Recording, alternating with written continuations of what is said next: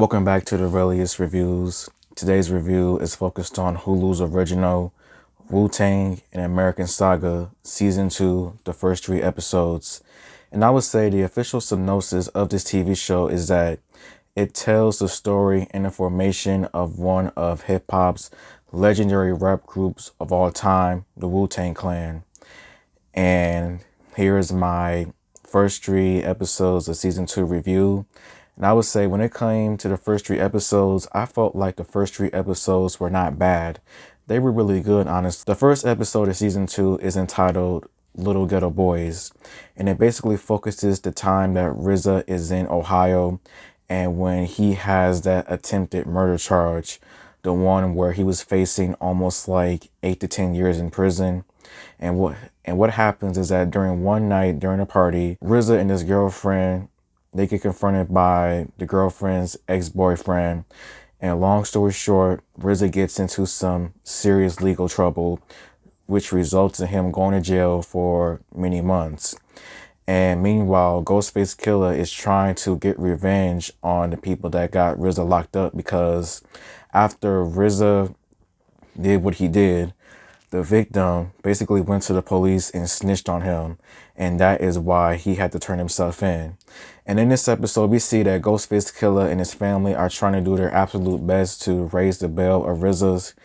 And also at the same time, Ghostface Killah gets into a few troubles of his own, as during one night, the victim's gang comes after Ghostface Killah and his crew, and he basically gets shot and ends up in the hospital. And so Ghostface Killah's girlfriend and RZA's sister Shuri, she gives birth to Ghostface Killah's son.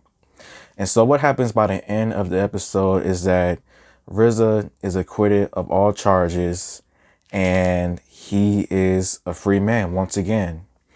And so the second episode is entitled Brooklyn Zoo. And I would say this episode felt like more of like a reintroduction to all of like the characters, as it focuses on Method Man, Old Dirty Bastard, and RZA's brother Mitchell, as he is getting out of the halfway house and he's now on parole trying to look for a new job. And we are even introduced to You God in this episode, although very briefly. In this episode, RZA, now as a free man, he is now trying to decide whether or not he should return to New York.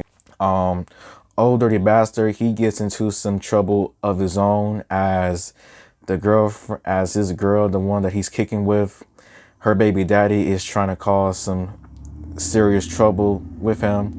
And so what happens in this episode is that basically Old Dirty Bastard, he gets his wig split a couple of different times until one day he just snaps and has enough and beats the everlasting crap out of it. And even though we don't see it, you can already tell what happened, because the way that he was walking and the way that he just threw that punch and everything, like, it was crazy. I would say that was my favorite moment of that episode, was when ODB basically punked out all of those guys. And also in the meanwhile, Method Man, Raekwon, Inspector Deck, they are all in this episode. Inspector Deck, I think he gets caught up on some BS charges, and Raekwon, he gets shot in the leg. And so basically by the end of the episode, RZA decides to go back to New York to continue his music. Episode 3 is called Hollow Bones. And what happens is that RZA, he is now continuing his path in pursuit to form the Wu-Tang Clan. And so Ghostface Killah, he decides to move back to New York to continue his music journey with RZA, ODB, and everybody else. After some encouragement from Shuri, who suggests that he needs to go because of just how dangerous it is in Ohio ever since he got shot. Mitchell, on the other hand, he has a new job and all seems to go well until one of the workers accidentally injures himself at the job, which is a construction job. And he is basically on that scamming time, like a lot of folks was with the unemployment checks. And because of that, he tries to intimidate him, like to drop the lawsuit, but it falls on deaf ears, and because of that, he is out of a job.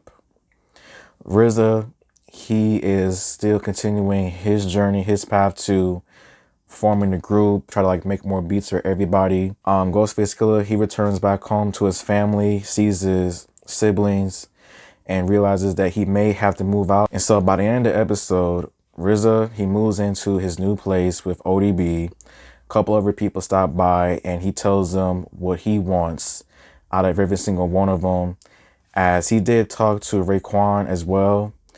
And this is where Bobby Diggs becomes officially RZA.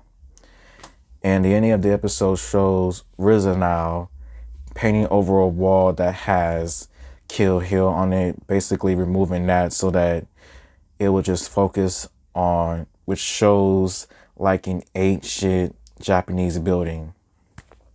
And like I said, I felt like the first 3 episodes, they were all pretty cool.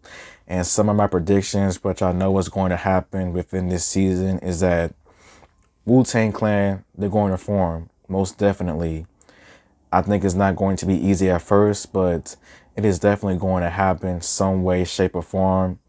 Everyone will continue to like find their inner troops, find their own way of like making music and all, because we did see that in the first 3 episodes of everyone trying to find their own rhythm and sound. And so that's what I expect will happen.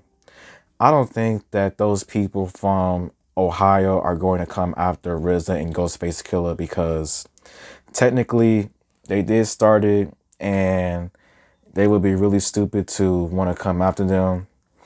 I don't think Adela, that one guy that RZA shot in the very last season, he's going to be coming back, because it is revealed in the first episode that he got locked up due to what happened and him basically refusing to snitch. So I don't think he's going to come back, but if he were to come back, I think he's going to get killed off, but who knows what's going to happen. But so far, this season is pretty cool in my opinion, and whatever happens next, happens. And so until next time, everybody, goodbye.